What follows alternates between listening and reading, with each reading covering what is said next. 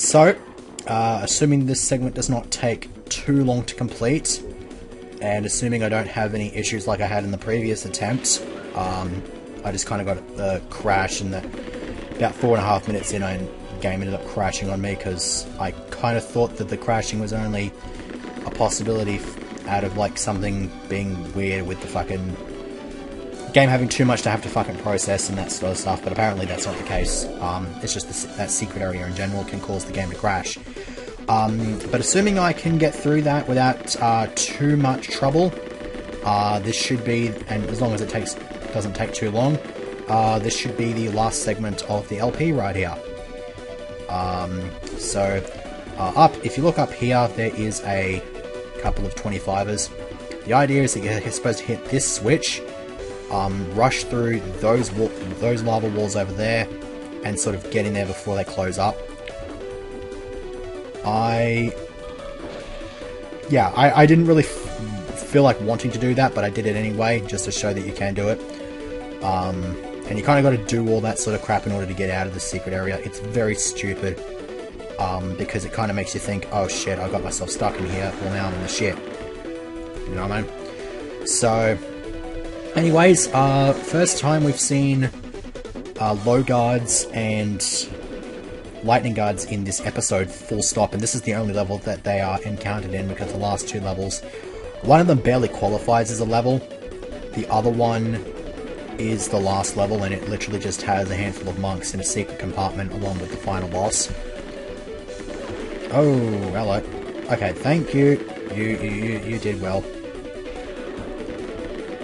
That was pretty quick of me. Nice grease lightning there. Yeah, this level's going to take a little bit longer than it should have any right to if I just keep bloody machine gunning these idiots. So I'm going to go back and grab the bazooka from this area just in here. Saving the dark stuff in that other area until later. Very good description of that other area, but whatever. Most of my other attempts I just sort of grabbed that as soon as I ran out of flame wall ammo. So yeah, I have to take this elevator into this room that has a couple monks, the gold key, and a couple of doors, both of which require the silver key to get into, which is really fucking stupid. So you kind of have to go in, grab this, and then go back, which is very, very annoying. Now, if we go in here, I might actually want to grab one of the monk crystals in here, and then have a gander what's in here. Random trap. Yeah, I kind of want to get rid of you. And then I get to run in here, dodge some traps, and then I can get that dark staff and be all yay. Apologies for my commentary being shit, because it always is. I don't know. There's not much in the way of topics that I can really discuss here. I've pretty much gone on a tangent about just about everything that this game has to offer. We're at the point now where the game can crash on you. There's a secret area, and I would like to just not bother exploring it, but if I didn't do that, I'd not be doing a very good job at showing this level off. So there's a trap down there. If you fall into it, like what that fellow just did, you will die. Thankfully, you can just push those walls and get the hell out that way. So we just collected the silver key, so we can just pretty much leave and go and take care of that sort of stuff, but we're going to go in here first. Ow.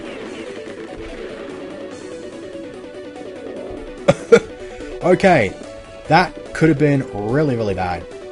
Thankfully, that was not the case.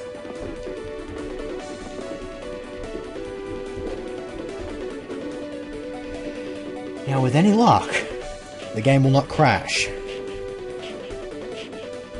Yeah, you can get through that really easily. You just got to kind of time it with the first set of shooters there. And it's the same on the way back as well. Right, now my strategy for this room is to kill this guy, because all the other monks in this room death fire monks. So I can just kind of ignore them. Hopefully. Because if I run into them, then they're just going to suck out my health, and that's not going to be good. Now I just got to try to navigate without this. Okay, cool. That's worn off. Now get rid of you. And then there's this series of rooms. I believe there are 6 of these rooms. And the doors are actually got, they've got pitfall traps on them. It's very weird. It's just, only one side has the pitfall traps. I don't think there's one here, though. If I walked in here, though, there's probably one somewhere. No. Is there one here? No, apparently not. Is there one here? There might be. There's one right there. Get rid of him. Hopefully get a... Damn it, no missile weapon. Whatever, there is a bazooka just back here somewhere, I think. I can pick that up. Wasting time, of course. But, what can you do? This is... I have no problem... I don't really think I have much of a problem with this being a long segment, just because it is the last one. At least it's intended to be the last one. And our ultimate goal would be this door over here that has the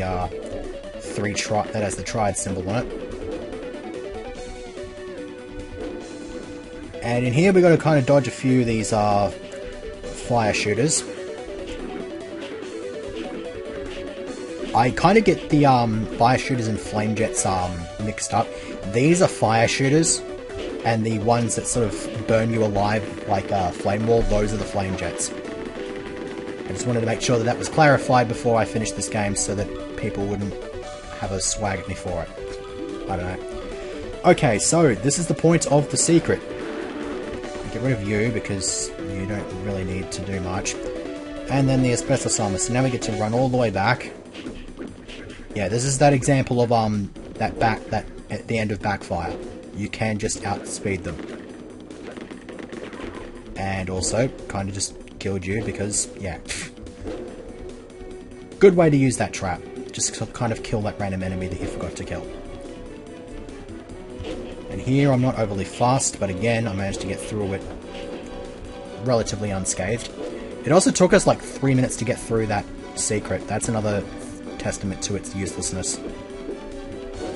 Plus, we're halfway through this stupid asbestos armor, and I don't think we're going to encounter too much in the way of enemies by the time we're actually done with this, because there's one guy that I left here and was just sort of kind of just got lost and didn't really want to go and find me for some stupid reason. I also went around the long way there, which again was pointless, but whatever. And then in here, enemies, and I only hit one of them. Whatever. It's not exactly like I really give a shit about the type of weapon that I take with me into the boss fight. And there's a good reason for it, and I'll explain this when we actually get to the boss fight itself. Not going to worry, there's another area there that leads to a bazooka, but again, I'm not going to worry too much about that. So hit a touch plate. The idea is that you're supposed to run for it and not get yourself caught up in here, but it's not that big of a deal. You can just push this wall, and then there's another wall that you can push here, and then in here, there's another asbestos armor and a flame wall. The asbestos armor is obviously not anything that I actually need. Or is it?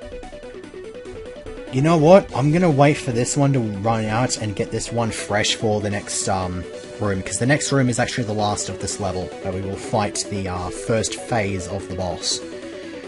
So, just going to sit back and wait for this to wear off so I can get this. There we go. Nice fresh suit of armor. Now, with any luck, I won't get any elevator music. Good. That was the last elevator of the game. So that's it. No more elevator music. We are done. So, in terms of ammo, you have a shitload of it, so there's no real reason to be fussy about it. That, and I'm gonna spoil it for you right now, you cannot actually damage the boss with missile weapons. This guy's gimmick is the stupidest. most backwards thinking frickin' idea in the entirety of the game. My god, this boss sucks, and you will find out soon. Random fellow, you will die. Get some health. Get a fresh suit of armor. And then over here, he should be somewhere. There he is. That is El Oscuro. He is the leader of the Triads and the final boss of this game. So here's the question. If you can't hit him with missile weapons, how do you kill him? Because, yeah, just hit him with that firebomb blast, and that's all that does. Let's fire off a heat seeker at him. Let's try that again. Fires off a blast that homes in on you. Let's try and find another weapon. Let's see if we can find a... drunk missile works. Drunk missile does work. I will test this out. All this sort of does is make him fly up and down. Pointlessly. And then the last one I believe I have to show off is the Flame Wall, which is just over here. There are split missiles here, but they are the same thing as the Heat Seekers. They'll do the same thing. And then, yeah, that's what happens when you hit him with a Flame Wall. So, you can't hit him with missile weapons, you can't hit him with bullet weapons, obviously, because he's a boss. So, what the hell are you supposed to do? Let me just establish something here.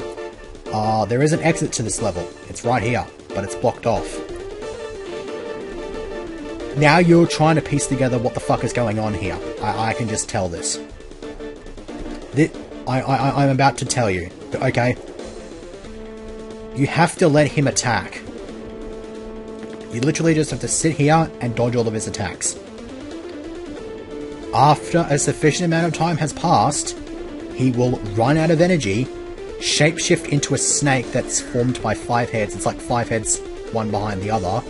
Kind of like those weird worm things in Dragon Ball Z Boost Fury. And that's how you kill him. Well, not necessarily how you kill him, but that's how you finish this level.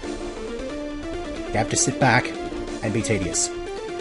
But yeah, he has those two which he fires back and forth, and then there's another one where he does that. Oh, and then there's that.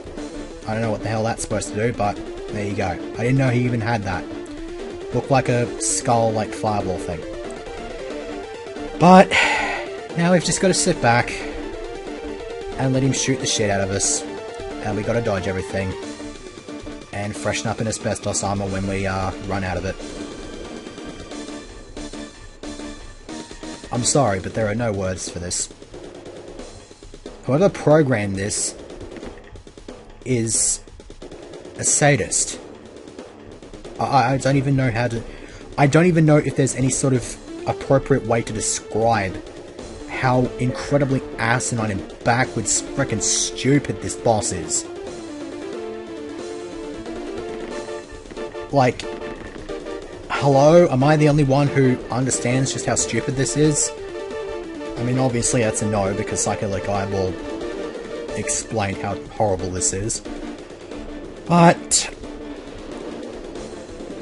it's one of those things where you have to see it to freaking believe it, because this is stupid.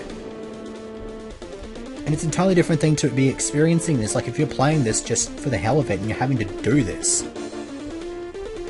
It's even worse when you're LPing, because you have to try to come up with some kind of commentary for it. And you just get that. It's ridiculous. Come on. Come here. Mind wearing off sometime? Thank you. Pick this up. I mean, you'll know when he runs out of path, of course, because he'll shapeshift. But until then, you're dealing with a lot of tedium. A lot of tedium. Alright. Be nice. Run out of energy sometime this millennium, please.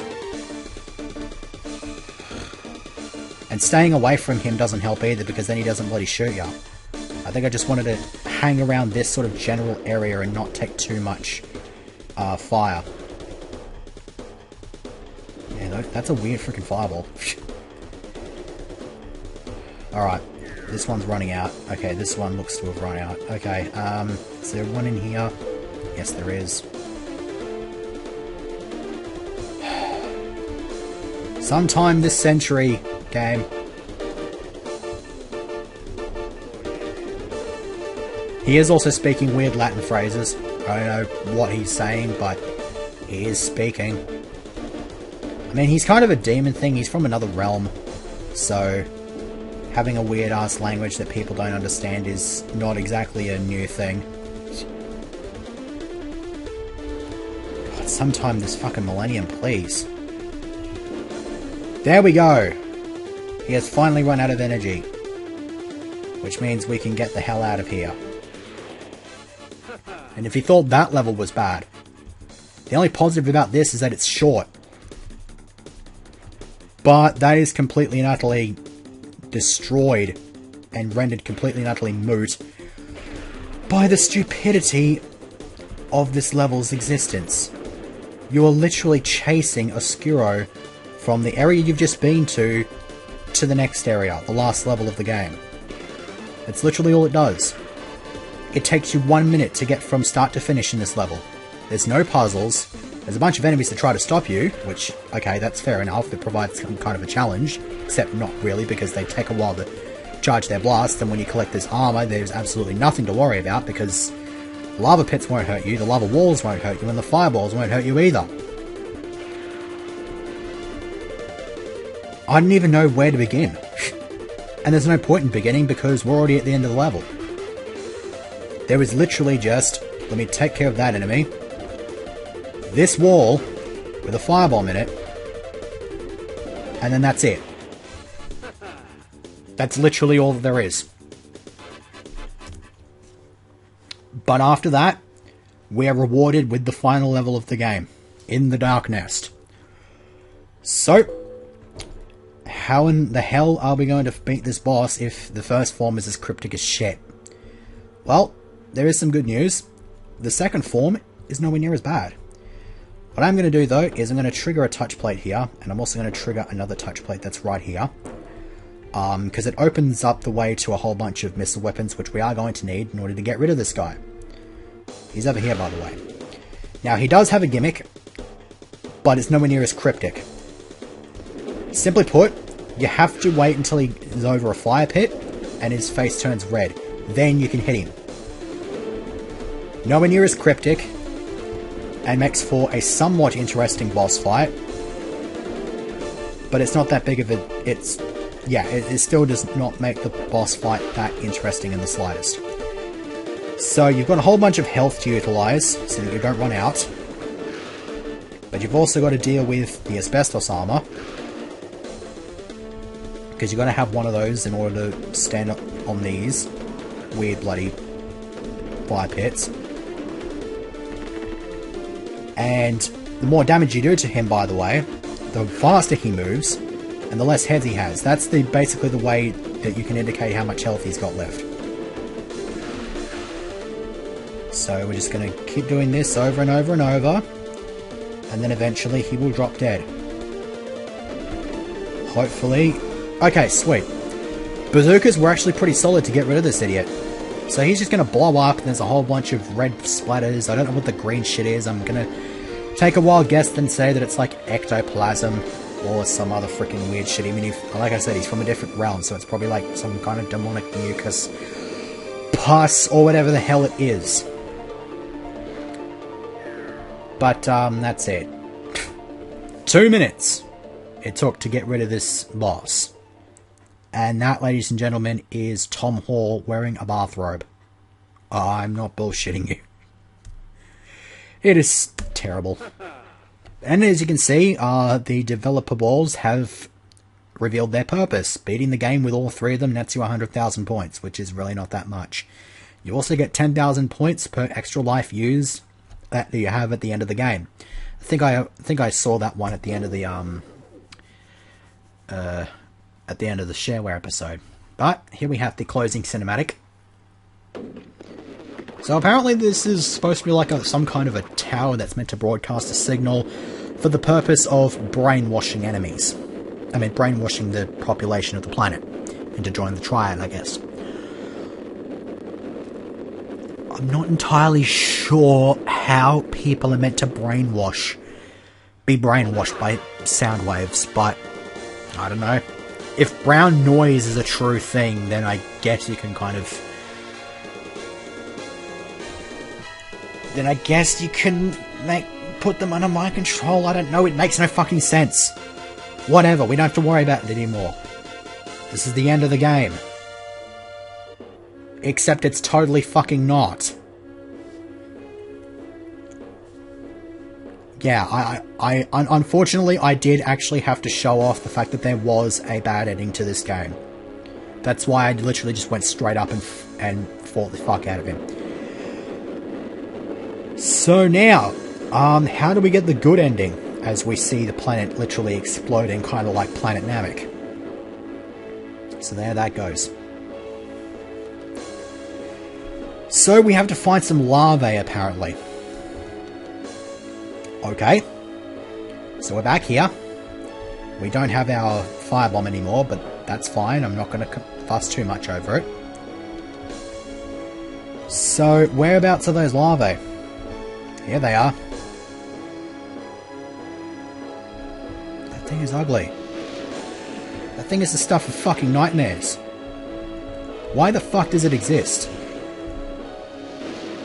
Also, the music that's playing right now is the music that plays when you get the bad ending, of course. It also plays if you get a game over in this game. It is accompanied by a game over screen of your character's boots on fire with a whole bunch of guts everywhere. I think there's like an eyeball sitting somewhere and a finger. The times are not good when you see the game over screen of this this game. Okay, so before we make any further progress, we want to hit this touch plate. And this touch plate will open up an area in this room with more larvae. The area in question does not have any larvae in it, it's just over there. But it does have something that's equally as relevant to my interests. It has the Oscuro key. This is the only time that the Oscuro key is needed for anything in regards to actually beating something in this game. The other Oscuro keys either netted you cool rewards, were pointless, or were something else, some other flavour. I don't think I really need to care that much about the dark stuff here, but whatever. Anyways, if we just drop down here, there is a Mercury mode. And we will need this in order to hit these touch plates, because there are actually 4 of them. This is the second one. Let's go ahead and grab an asbestos armor so we don't get burnt any further. There is another one right here, if we can trigger it. And then there's another one, I think it's either here or here. There it is. So now that we've triggered all 4 of those touch plates, we can fly up over here. Or you can choose to just blow shit up with the firebomb that you have provided there. You can just rocket jump over. And here's the rest of the larvae. Nice to know that that 1 or 2 that you think you missed earlier on is actually a frickin' 1,000 of them. Now, let's hopefully get through this without dying. Oh, hello. Oh, hello. Oh. Okay. That could have been a lot worse than it had Okay. Let me try to just form my words again. Strong baddie and dictionary for my own words. Okay. Now, let's get rid of these larvae, because those are the last months of the game. So that's it. You only have to deal with these guys. And after all of the crap and hate that the Excalibat has received over the course of this game, I could have used it in Circles of Fire, but I ended up having the Flame Wall. its ultimate purpose stands before us. The Excalibat was made in this game to kill unborn babies.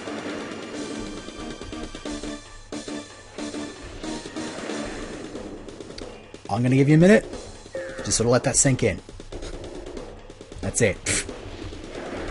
That's all that's all this is good for, aside from, obviously, killing the final boss. Because we're going to kill the final boss of this thing. Just because I gave this weapon so much crap. So let's go and get a fresh one. And let's head back to the arena and get rid of this idiot. Okay. I failed to actually pick up that asbestos armor. Because I already have one active. God, I'm an idiot. So, we are beating the shit out of this guy with a baseball bat. Much better than killing him with a bazooka. And it's just poetic, given the amount of crap that I've given this thing. Oh, no. Health, health, health. Give me the health. Get back over to the fire pits.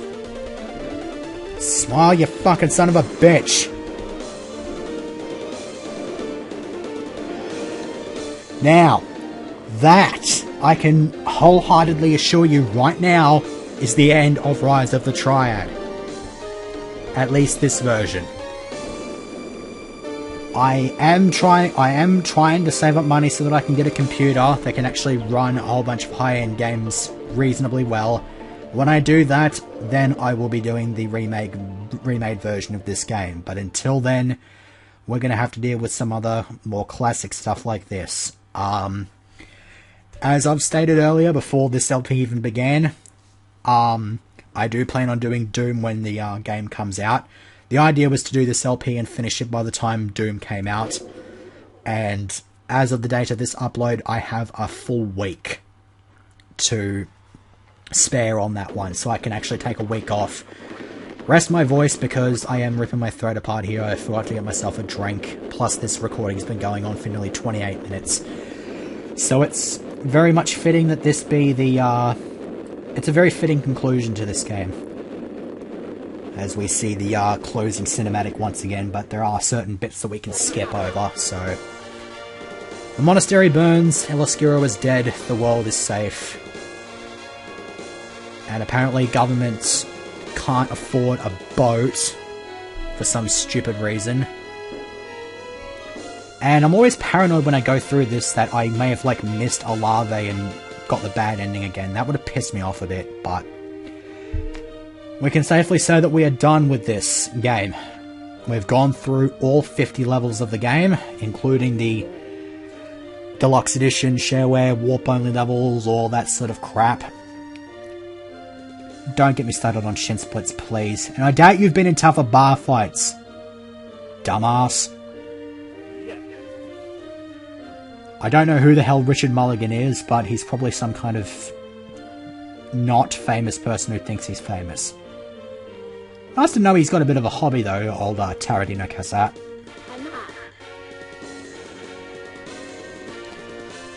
Lorelei Nee has the best gameplay going in, had the best gameplay going into this mission.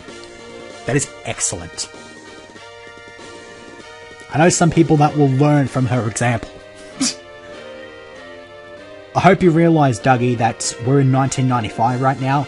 Hitboxes don't exist. Shooting someone in the head will not do more damage than if you had shot someone in the leg. Aftermath. Well, I don't know why you don't expect people to ask you about your name. Your IP freely, LOL! Oh my god. I'd be more interested in the hair. Who the hell did your hair? Good god. Oh my days. I just about got burnt out on this game, and I guess now I'm feeling overly relaxed about it, having actually finished it. So overall thoughts on the game. It's kind of unfortunate that this was doomed into obscurity because of Doom. a lot of people do give it crap because of the 90-degree walls. I mean, that's a restriction of the Wolfenstein 3D engine. But what they did with the resources they had was nothing short of amazing. They incorporated so many different features of this game. Some of those features eventually ended up gaining much further recognition in other games. Let's not forget, this game had Capture the Triad, which eventually became Capture the Flag, thanks to the people who had made that mod for Quake. Again, something that Quake used proficiently was rocket jumping, which originated in this game, as far as I'm aware. I mean, it was kind of like a sort of a form of it in Doom, but that's more of a, I'm not entirely sure how exactly that would work out. You kind of just want to use the momentum that you get from shooting a rocket into a wall while you're right near it to sort of skip areas and whatnot, but, yeah. Anyways, I believe here's the point where we get to talk about the actors. Forgive me in advance because I did not actually do all of the, trying to think, all of my research on who did what. I do know some of them though, but here we have the voices. Some of these voices are not quite accurate to the actors that portray them. So the voices just kind of, I mean, if you want to know who voiced who, but then there you go, there's your knowledge. But the actors in particular, like I said before, they are digitized actors. Steve Corella, I believe, was in the tech support team. I think it was in tech support team. Stephen Blackburn, I think, was one of the higher ups in the company. I think he was like, I can't even remember, some kind of producer role or whatever the hell. I got no idea. But he was noteworthy. Nolan Martin, I've got no idea what he did. Like I said, didn't do much in the way of research. Scott Miller, though, we collected his head in Episode 2, Area 3, The Room. He is the president of Apogee, or at least was at the time of this game's release. Kevin Green, I hate this person. He's the one that brought the lightning guard to existence. Although I wouldn't hate him as much if his sprite wasn't selected. George Broussard, the only thing I know about him is that he failed to deliver Duke Nukem Forever. And instead we got that one from Gearbox that's kind of eh. Lee Jackson did like 95% of the music in this game. The rest of it was done by Bobby Prince. And then Deathfire Monk by Alan Bloom III. I don't know who the hell he is either. Probably just like some schmuck. And the robots. The patrol robot, robot guard. They're actually models that were designed by, I think, Gregor Punchatz and digitized into the game. So, those are kind of cool. Don't know who this guy is, but he apparently is a tall mofo. Sebastian Krith, Joe Sigler with the dope fish.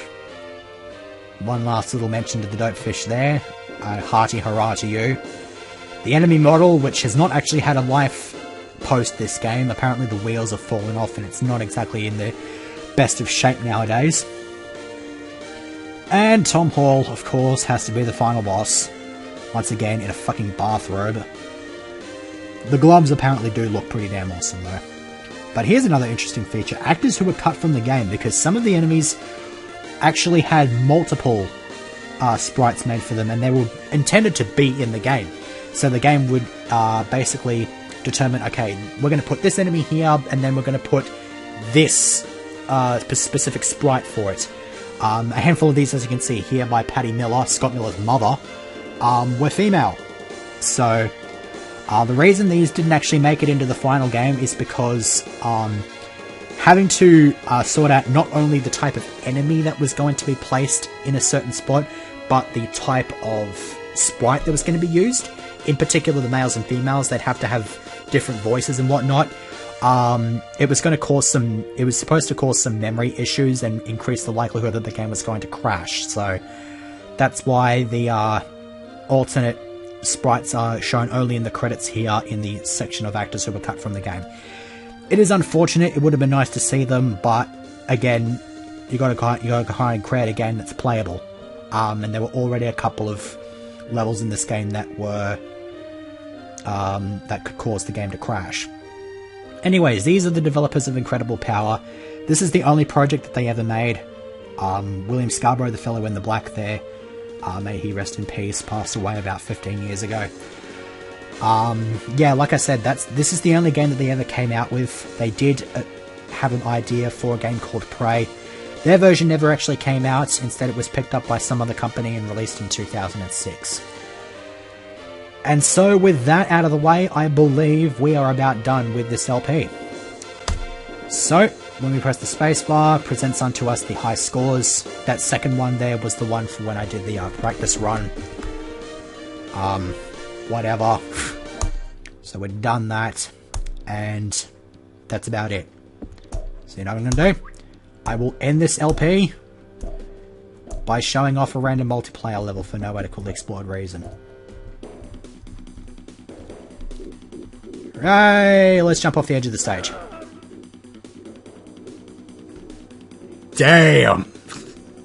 That face!